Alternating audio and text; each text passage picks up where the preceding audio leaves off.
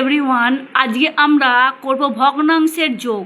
দেখো ভগ্নাংশের যোগ কিভাবে করতে হবে।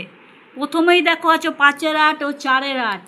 এইখানে দেখো 5-এর 8 4-এর 8, তাহলে দুটোই নিচে হরটি সমান আছে, তাহলে সুতরাং আমাকে আর কিছুই করতে হবে না, নিচে আমাকে লিখতে হবে 8।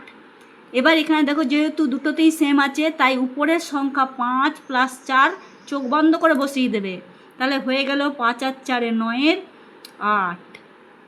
আবার দেখো এইখানে রয়েছে 4 এবং 8, তাহলে আমাকে কী করতে হবে, এখানে 4 এবং 8-এর লসাগু করতে হবে। 4 এবং 8-এর লসাগু করে পেয়েছি আমি 8, তাহলে আমি এখানে লিখে দেবো 8।